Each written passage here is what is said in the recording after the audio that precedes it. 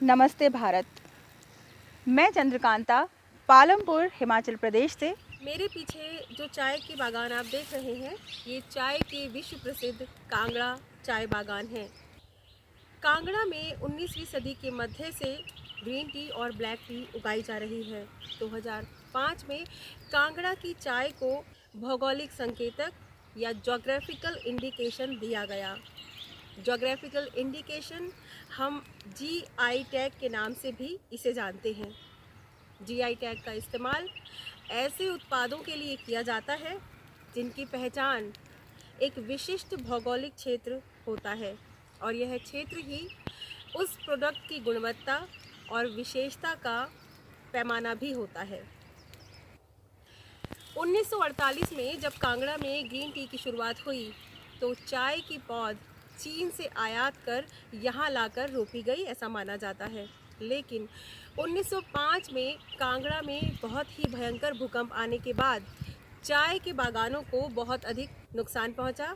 उस समय काफ़ी लोगों ने चाय की खेती का काम छोड़ दिया। ग्रीन टी या हरी चाय कैमेलिया साइनेंसिस नाम के पौधे की पत्तियों से बनाई जाती है। ऐसा माना जाता है कि इसका उद्गम चीन में हुआ था और वहाँ से यह एशिया, जापान और मध्य पूर्व तक पहुँची। ग्रीन टी में महत्वपूर्ण एंटीऑक्सीडेंट होते हैं जो आपका कोलेस्ट्रॉल नियंत्रित करते हैं और आपकी हृदय की सुरक्षा के लिए बहुत ज़रूरी होते हैं। प्रोसेसिंग के अनुसार ग्रीन टी कई प्रकार की होती है। शिनचा, बंचा, माचा, कुकीचा, टेंचा आदि। ग्रीन टी बहुत सारे फ्लेवर्स में भी आती है। Tulsi tea, chamomile, jasmine, hibiscus, lemon grass, kahwa और भी बहुत सारे फ्लेवर में आपको ग्रीन टी बाज़ार में मिलती है। आइए अब जानते हैं कि चाय कितनी तरह की होती है। सबसे पहले ग्रीन टी की ही बात करते हैं। ग्रीन टी ऑक्सीडाइज नहीं होती। जाहिर सी बात है, यह हरे रंग की होती है। ग्रीन टी आपका मेटाबॉलिज्म बढ़ाती है। Oolong tea.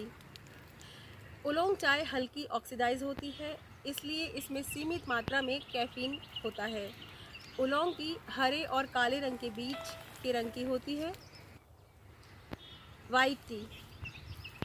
वाइट टी नई और छोटी कोमल पत्तियों से बनाई जाती है, इसलिए यह अपनी टेंडेंसी में भी काफ़ी कोमल होती है। वाइट टी लोगों के बीच काफ़ी प्रसिद्ध है। ऐसा माना जाता है कि वाइट टी कैंसर का निरोध भी करती है। Black T. ब्लैक टी की पत्तियां काले या गहरे भूरे रंग की होती है और इसमें कैफीन की मात्रा बहुत अधिक होती है क्योंकि यह बहुत अधिक ऑक्सीडाइज होती है। ऐसा माना जाता है कि ब्लैक टी आपके इम्यूनिटी सिस्टम को मजबूत बनाती है। तो ये थी ग्रीन टी और बाकी सभी चायों के बीच एक सामान्य सी जानकारी। आइए अब चाय को लेकर विशेषज्ञ क्या कहते हैं जानते हैं।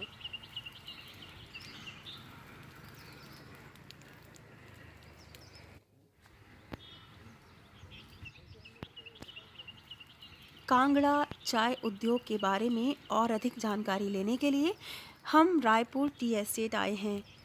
रायपुर टी एस्टेट कांगड़ा जिले के पालमपुर तहसील में बसा हुआ है।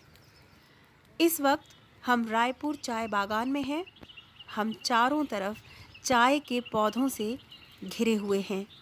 आपको एक बार फिर बता दें कि चाय के पौधे का वैज्ञानिक नाम कैमेलिया सिनेंसिस है। इस वक्त हमारे साथ निशा हैं जो रायपुर टी एस्टेट में काम करती हैं। आइए निशा से जानते हैं कि इन पत्तियों से किस तरह ग्रीन टी बनाई जाती है। मेरा नाम निशा है। हमने कलम की हुई है, छंटाई की हुई है अच्छी तरह से। फिर इसके बाद 10-15 दिनों के बाद इसमें छोटी छोटी पत्तियां निकलेंगी। फिर इसके बाद हम ये पत्ती तोड़ेंगे। जब भी पत्ती आती है 15 मार्च के बाद तो हम पहले इस पत्ती को तोड़ते हैं।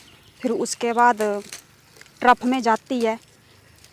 ट्रफ के बाद वो उसमें रोलिंग में डालते हैं हम। रोलिंग करके फिर वो ड्राइल में जाती है। ड्राइल के बाद फिर वो ग्रेडिंग में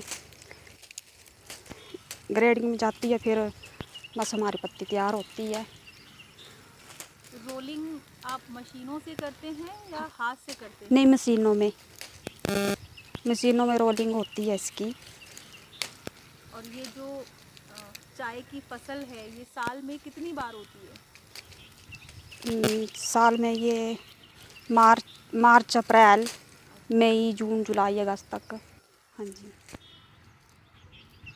आइए अब बातचीत करते हैं रायपुर टी एस्टेट में हिमालयन टी फैक्ट्री के ऑनर राजीव सूद से।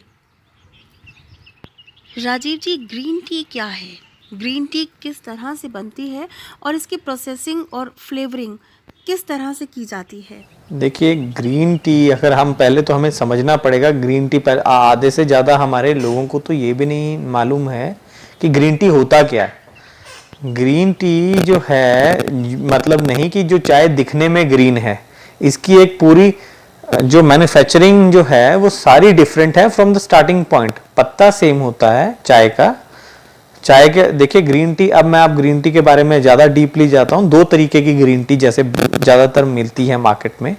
एक होती है Japanese way of making green tea जो स्टीम करते हैं, और एक होती है पैन रोस्टेड ग्रीन टी जो बोलते हैं Chinese, that is the Chinese way of making green tea. तो अब जो स्टीमिंग वे है वो जैपनीज है और पैन रोस्टिंग है चाइनीज। अब उन दोनों में से कोई भी जो प्रेफरेंस, मार्केट के प्रेफरेंस से एक फैक्ट्री चाय को बनाती है। अब जैसे हमारी फैक्ट्री है इसमें हम स्टीम करके बनाते हैं। थोड़ी स्टीम करने से क्या होता है कि कप कलर साफ रहेगा, ग्रीन होगा, और थोड़ी वैल्यूज और उसका जो हाइजीनिकली देखा जाए तो ज़्यादा बेटर रहती है। अब साइंटिफिकली बोले हैं तो जब लीफ प्लक होता है, लीफ प्लक होने के 2 घंटे के अंदर अंदर चाय को हमें स्टीम करना है, क्योंकि चाय जब प्लक होती है उसमें एंजाइम्स होते हैं जो एक्टिव हो जाते हैं। तो हम जितना जल्दी उसको स्टीम कर देते हैं तो उस स्टीम करने से क्या है, वो एंजाइम्स वो लॉक हो जाएंगे। जब लॉक हो जाएंगे तो फर्मेंटेशन नहीं होगी।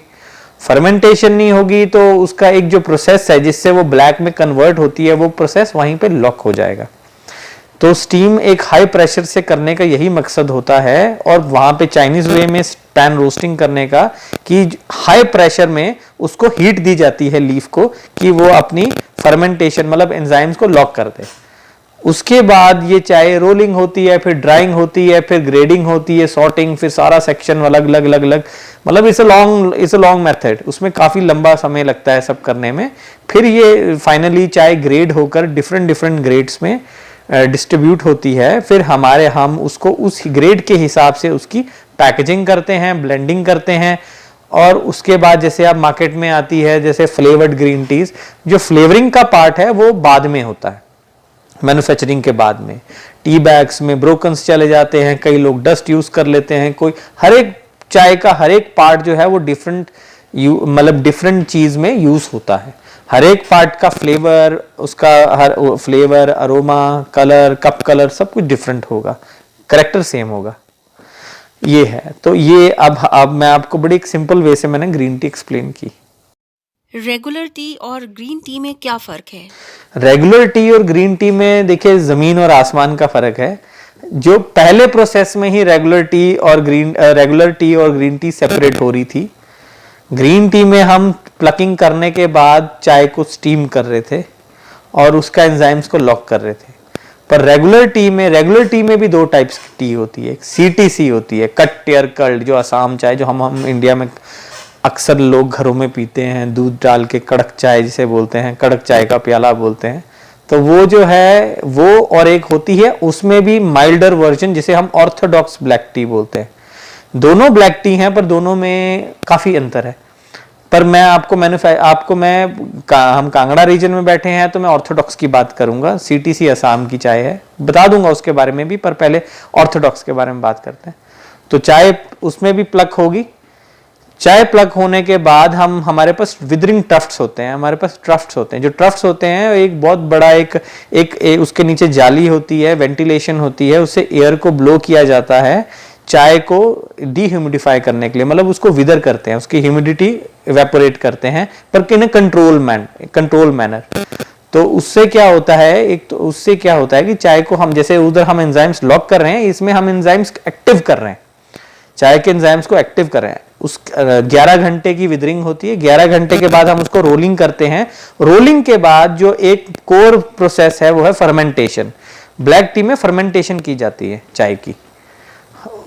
चाय फर्मेंट होगी मार्केट्स के हिसाब से, जैसे हमारी यूरोपियन मार्केट है उसमें हम बहुत लो फर्मेंटेशन करते हैं, क्योंकि यूरोप में चाय माइल्ड पसंद की जाती है। हर एक कंट्री, अब रशिया में स्ट्रॉन्ग की जाती है, तो उसके हिसाब से हम फर्मेंटेशन चाय की करते हैं।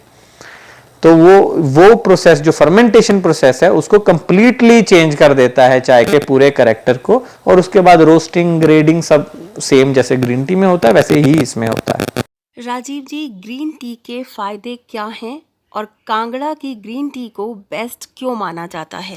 देखिए, ग्रीन टी के फायदे तो देखिए, ग्रीन टी कहीं की भी हो, ग्रीन टी के फायदे तो हैं ही हैं। एंटीऑक्सीडेंट बहुत होते हैं इसमें, कैटेगिन्स होते हैं, और सबसे बड़ी बात है डाइजेशन को बहुत हेल्प करती है आपकी। जब कोई चीज़, हम बोलते हैं ग्रीन टी को स्लिमिंग टी, देखिए हम खुल के कभी नहीं बोलते हैं कि green tea is a slimming tea. We always say green tea helps in slimming. हम इस चीज़ में भी गलती कर लेते हैं कि कप एक ग्रीन टी का पियेंगे हम पतले हो जाएंगे। ऐसा नहीं है, आपको हेल्प करेगी ये। तो ग्रीन टी के फायदे सबसे बड़ा ये है कि आपका डाइजेस्टिव सिस्टम को कंट्रोल करेगी, एंटी एजिंग बोलते हैं, स्किन में ग्लो लाएगी, क्योंकि इसमें ये सब प्रॉपर्टीज होती हैं। ग्रीन टी में तो इवन एक फ्रूट, जैसे आप फ्रेश फ्रूट खा रहे हो, फ्रेश फ्रूट जितनी एंटीऑक्सीडेंट्स आपको एक ग्रीन टी के कप से मिलती हैं। आप अगर हम बात करें जापान की, चाइना की, ये दिन के मतलब ये पानी पीना पसंद नहीं करते, पानी के साथ ग्रीन टी पीना पसंद करते हैं। कहते हैं वाई टू वेस्ट, एंटीऑक्सीडेंट साथ में ले लीजिए। जब एंटीऑक्सीडेंट फ्री में मिल रहा है आपको ग्रीन टी के साथ तो लीजिए।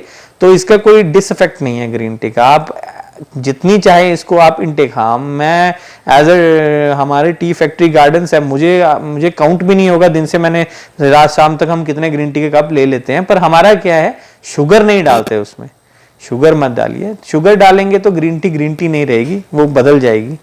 हाँ, तो ये सब चीजें ग्रीन टी के बहुत फायदे हैं। कांगड़ा की ग्रीन टी को बेस्ट क्यों कहा जाता है?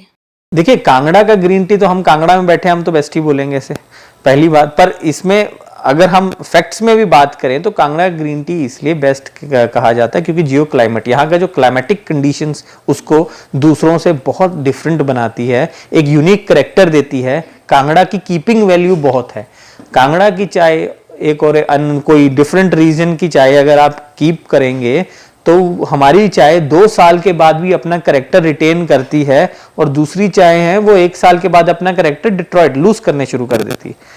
तो ये एक कांगड़ा का एक बहुत प्लस पॉइंट है, अपना retaining of its own character. और हमारा जो climatic condition, soil pH level वगैरह, ये सब चीज़ें हमारी चाय को बहुत सी चीज़ों से डिफरेंट कर देता है। इवन गवर्नमेंट के पॉइंट ऑफ व्यू से भी हमारी कांगड़ा टी को दूसरी टी से डिफरेंट ऑलवेज केटर किया गया है।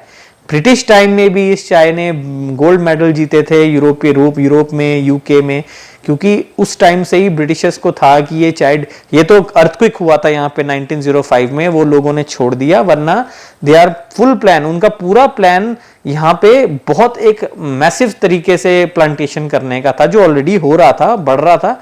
इनकी टेस्टिंग अप टू कुल्लू, कहाँ डिफरेंट रीजन्स तक ये लोग ट्रायल कर रहे थे अपनी पैकेजिंग उसके लिए, अपनी प्लांटेशन के लिए। राजीव जी, अगर हम भारत के टी कल्चर या चाय संस्कृति की बात करें तो क्या स्थिति है? क्या कोविड के बाद लोगों का झुकाव ग्रीन टी की तरफ बढ़ा है? देखिए, कोविड के बाद तो बढ़ा है। कोविड के पहले लोगों को समझ में नहीं आ रहा था। अब होता क्या है कि हम लोग ज़्यादातर हमारे खास, देखिए फॉरेन कंट्रीज में बोले और हमारे इंडिया में भी जो एजुकेटेड और जो जिसको अपनी जो हेल्थ कॉन्शियस है वो तो ग्रीन टी को जानता है। ग्रीन टी कभी भी स्वाद के लिए नहीं पी जाती है, ग्रीन टी ऑलवेज हेल्थ के लिए पी जाती है। ग्रीन टी के हेल्थ बेनिफिट्स हैं, ग्रीन टी का बहुत चीज़ें हैं जो आपको डे टू डे लाइफ में हेल्प करती हैं। अगर आप इसको नॉर्मल बेवरेज की तरह पियेंगे तो मेरे हिसाब से आपको मज़ा नहीं आएगा, क्योंकि आपको किक नहीं मिलेगी। आज तक हम सबको चाहिए कि भाई पीने के बाद हमें किक मिले। ग्रीन टी आपको किक नहीं देगी, आपको बल्कि टेम डाउन करेगी, मतलब आपको बोलेगी आप शांत हो जाओ। तो मतलब आपका उल्टा वो है। तो इस चीज के लिए अब कोविड के बाद लोगों ने एक चीज तो सीख ली है कि इम्यूनिटी इज द मेन की इंग्रेडिएंट टू लिव। अगर आपको इम्यूनिटी है तो आपकी जिंदगी है, नहीं तो कुछ नहीं है। अब आप देखिए, खुद ही देखिए, जिसको इम्यूनिटी थी कोविड आके भी निकल गया, उसे कुछ नहीं हुआ। को आपकी इम्यूनिटी को बिल्ड करने का कोर काम जो में है, ये सब एंटीऑक्सीडेंट्स का बहुत काम होता है, तो ग्रीन टी उसमें बहुत ज्यादा हेल्प करती है। तो हम तो यही कहते हैं कि वो 2 cups a day 3 cups a day अगर आप हम्बल ग्रीन टी को पी भी लेते हैं अपनी नॉर्मल लाइफ के साथ, तो आपको फायदा ही होगा, उसका नुकसान नहीं है। पर परसेंटेज कैलकुलेट की जाए जो हमारी एक्सपोर्ट्स की और अब की, तो हमारी अब नॉर्मल कंजम्पशन एक्सपोर्ट से बहुत ज्यादा बढ़ गई है। राजीव जी, आपने इम्यूनिटी की बात की। कोरोना के समय में लोग इम्यूनिटी को लेकर पहले से अधिक सतर्क हुए हैं। कोरोना को लेकर आयुष मंत्रालय ने कुछ दिशा निर्देश जारी किए थे, जिसमें इम्यूनिटी बढ़ाने के लिए लोगों को क्वाथ पीने की सलाह दी गई थी। क्या क्वाथ ग्रीन टी जैसा भी कोई प्रोडक्ट है मार्केट में? देखिए, ग्रीन टी जैसा, देखिए अब होता क्या है कि पहले से हम तो कोविड से पहले ही बोलते थे ये चाय इम्यूनिटी बढ़ाती है, पर तब लोगों को इम्यूनिटी से कोई मतलब नहीं था। पर अब कोविड आने के बाद लोगों को इम्यूनिटी का बहुत समझ में, अब बच्चा इम्यूनिटी कर रहा है। ये चीज़ तो हम पहले से ही समझाते थे। अब हम उसी चीज़ को एक सुंदर डिब्बे में बड़ा बड़ा इम्यूनिटी बूस्टर करके बेच दें और 3 गुना पैसा ले लें, लोगों को अच्छा लगेगा। तो मतलब ऐसा नहीं है कि आपको कोई मिक्सचर बना के ही इसका हम देखिए, एक नॉर्मल ग्रीन टी, जरूरी नहीं है वो कांगड़ा की हो, किसी भी रीजन की एक नॉर्मल ग्रीन टी आप लेंगे तो आपको इम्यूनिटी को आपके बूस्ट करेगी, हेल्प करेगी। कांगड़ा का रिसर्च बोलता है, ये हमारा एज पॉइंट क्या है, गवर्नमेंट रिसर्च इंस्टीट्यूट CSIR की रिसर्च बोलती है कि कांगड़ा टी जो है उसमें इम्यूनिटी बूस्टिंग का जो प्रॉपर्टीज है वो बाकी सबसे ज्यादा है।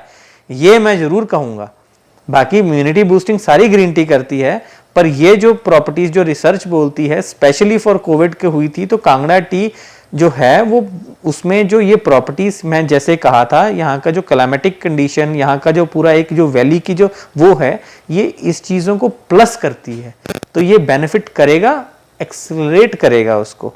तो बिल्कुल इम्यूनिटी बूस्टिंग के लिए इसको यूज किया जा सकता है। और रही बात, हमने काफी प्रोडक्ट्स निकाले हैं, जैसे ग्लोए हो गया, अश्वगंधा हो गया, ये सब के साथ कांगड़ा ग्रीन टी को हमने क्लब किया है और मार्केट में उतारा है, और इसका बहुत अच्छा रिस्पॉन्स है, क्योंकि ये सब जो जड़ी बूटियां हैं ग्रीन टी के साथ मिलके प्लस होती है, माइनस नहीं होती हैं।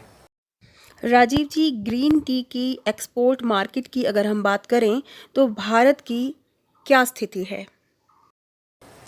देखिए, भारत तो टी के एक्सपोर्ट में अभी भी देखिए तो one of the highest exporter of T है। इंडियन चाय, पर होता क्या है कि इंडिया कंज्यूमर जितना बड़ा प्रोड्यूसर है उतना बड़ा कंज्यूमर भी है, पर उसके साथ साथ एक्सपोर्टर भी है।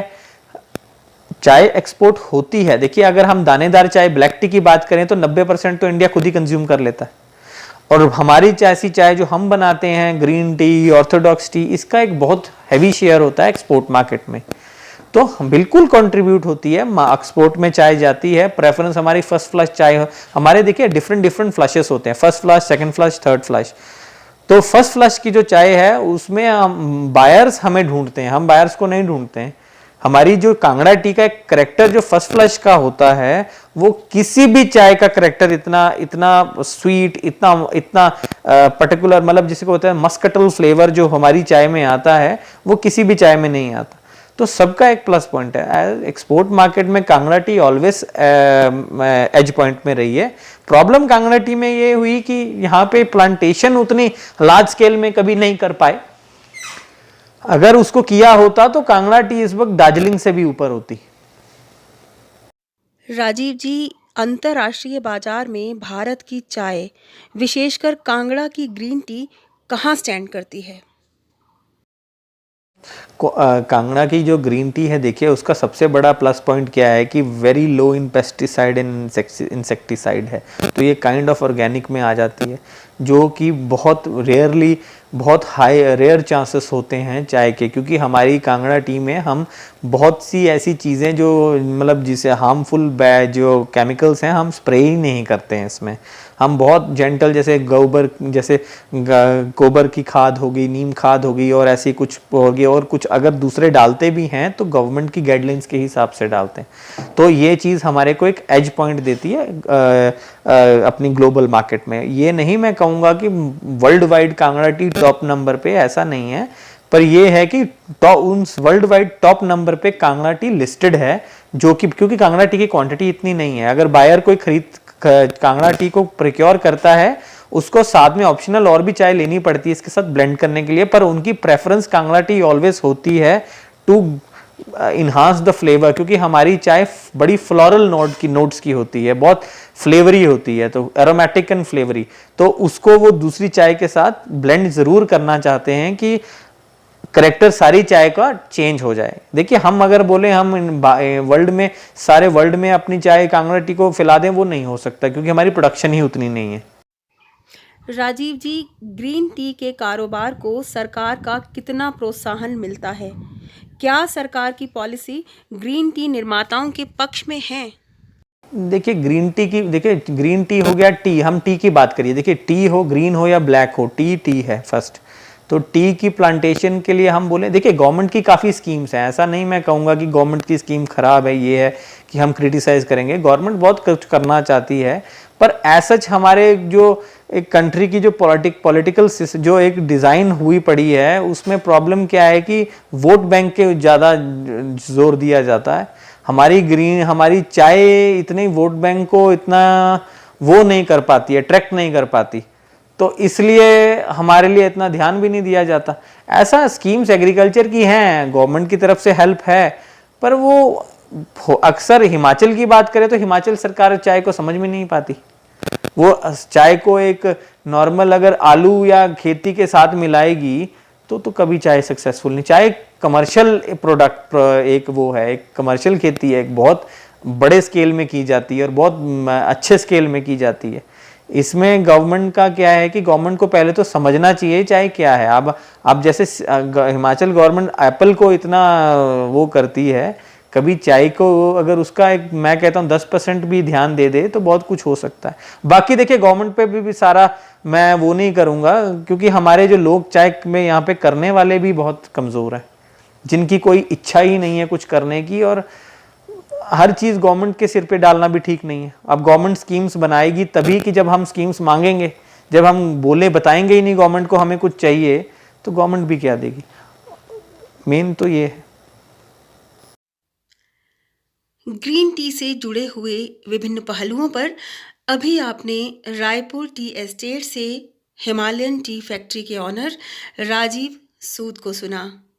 आइए अब चलते हैं कृषि विश्वविद्यालय पालमपुर और जानते हैं टी हस्बेंड्री और तकनीक के क्षेत्र में क्या कार्य किए जा रहे हैं। अभी हमारे साथ हैं department of T husbandry and technology, college of agriculture HPKV Palampur से डॉक्टर JD शर्मा जी।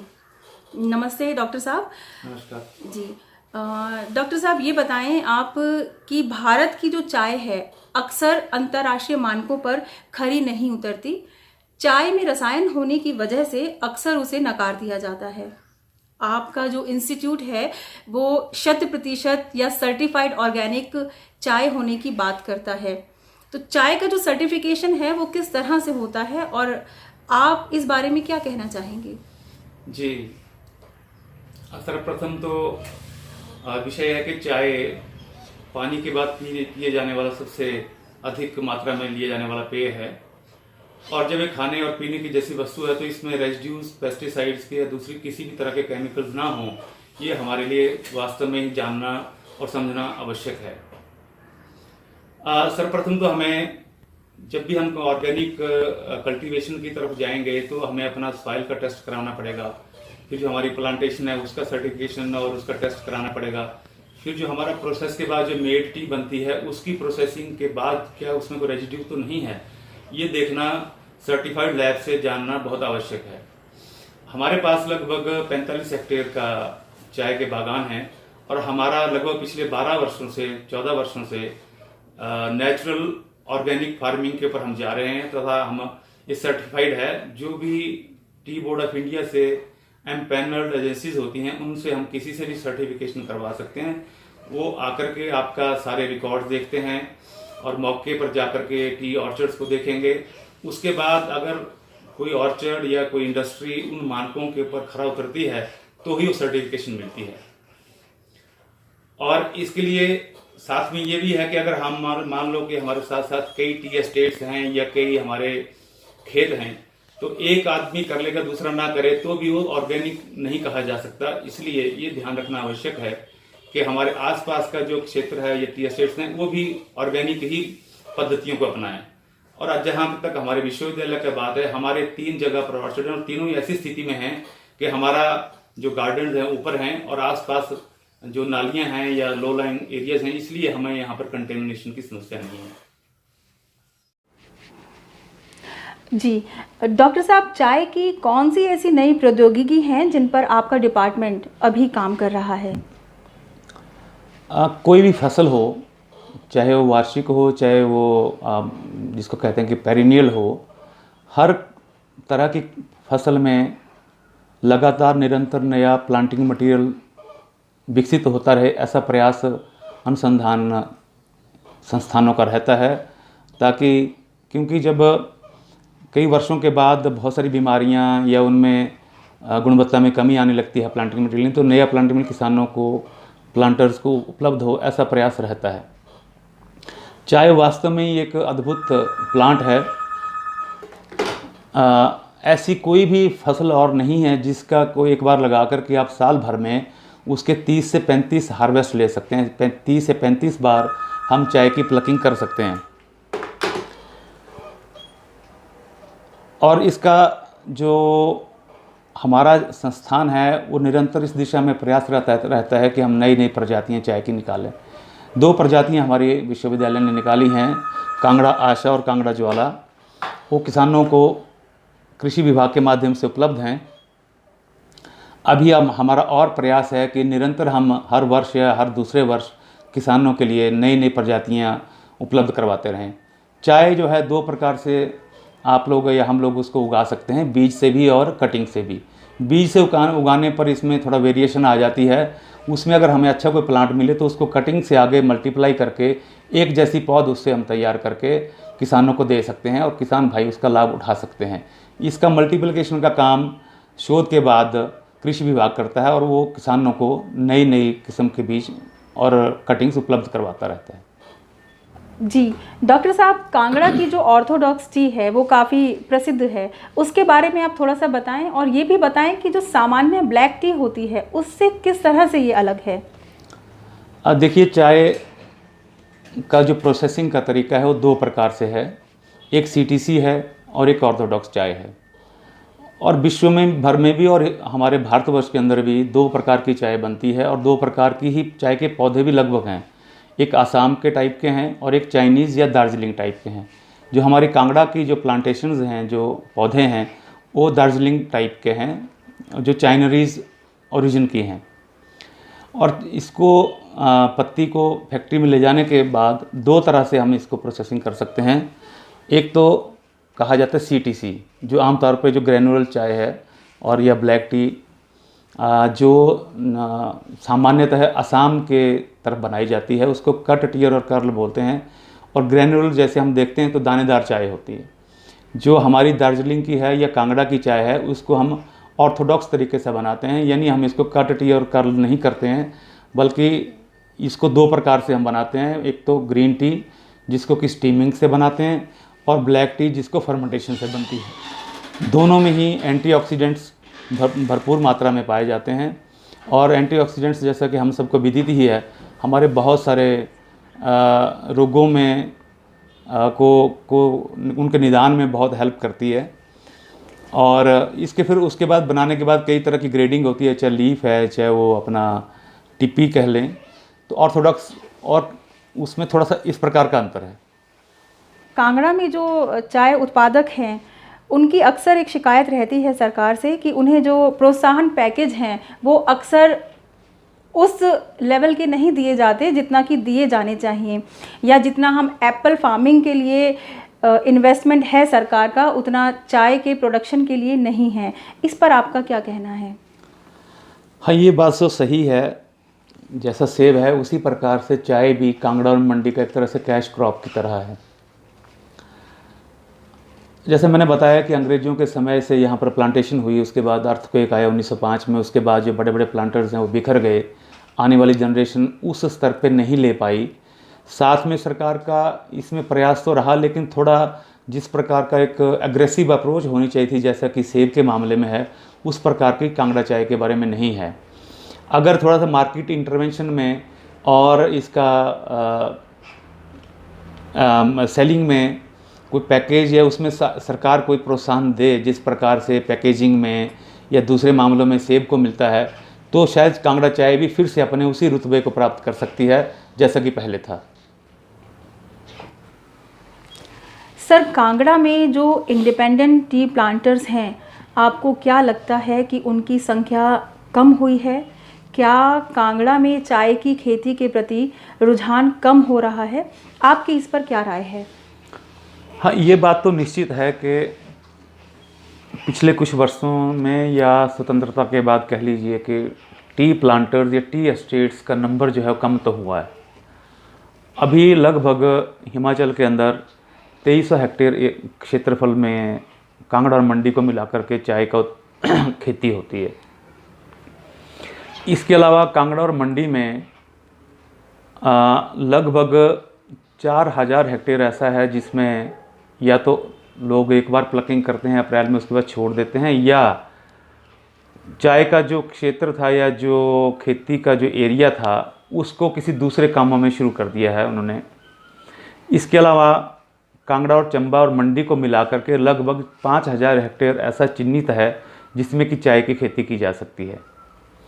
चाय की खेती के लिए मूलतः एक ही बात है कि उसका पीएच जो है 4.5 से लेकर के 6 के बीच में होना चाहिए, और वर्षा का जो साल भर में होती है अच्छा उसका हो, ड्यूरेशन भी ठीक हो तथा उसकी इंटेंसिटी भी ठीक हो, और फिर लगातार इनोवेट करते रहना है, क्योंकि बहुत सारे इसमें फैक्टर्स हैं। कुछ लोग, क्योंकि हिमाचल का अगर हम ओवरऑल सिनेरियो देखें तो बहुत सारे जो फैमिलीज़ हैं वो जिनका जो आय पर जो है वो नौकरी पेशा हैं, खेती में मेहनत लगती है, और इसके अलावा जैसे मैंने पहले कहा कि मार्केटिंग की समस्या तो है, और हमें अब आने वाले समय में पब्लिक प्राइवेट मोड में काम करना पड़ेगा ताकि सरकारी और प्राइवेट मिलकर के हमारी चाय के उद्योग को आगे बढ़ा सकें। ऐसे विश्वविद्यालय में भी हमने कई प्रकार के प्रयोग किए हैं। पीछे कोरोना का समय जब आया तो चाय में जो एंटीऑक्सीडेंट्स हैं जिनके कारण इम्यूनिटी बूस्ट होती है उसके बारे में काफ़ी प्रचार प्रसार भी हुआ। हमने भी चाय के शैशे निकाले, चाहे वो मुलट्ठी के साथ हों या जिंजर के साथ हों या इलायची के साथ हों या रोज़ के साथ हों। इसके अलावा जैसे हमने हमारा इस प्रकार का भी एक एक्सपोर्ट प्रीमियम क्वालिटी का ये ब्रांड भी हमने चाय का निकाला। तो लगातार इसमें अनुसंधान और विकास का स्कोप तो हमेशा रहता ही है, और ये अति आवश्यक है कि हम आने वाले समय में यूथ को खेती की तरफ या चाय उद्योग की तरफ आकर्षित कर सकें। वो तभी संभव है जब सरकार का भी थोड़ा इस तरफ को अच्छा रुझान हो और मार्केटिंग की समस्या का निदान हम लोग कर पाएँ। कांगड़ा के पालमपुर, बैजनाथ और बीड़ में चाय की फैक्ट्रियां हैं। पालमपुर को उत्तर भारत की चाय कैपिटल कहा जाता है। यहाँ 20,000 से भी अधिक श्रमिक चाय की फैक्ट्री में काम करते हैं या चाय के उद्योग से किसी न किसी तरह जुड़े हुए हैं।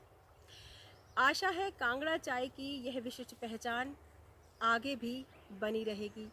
इन्हीं शुभकामनाओं के साथ चंद्रकांता को इजाज़त दीजिए। नमस्कार।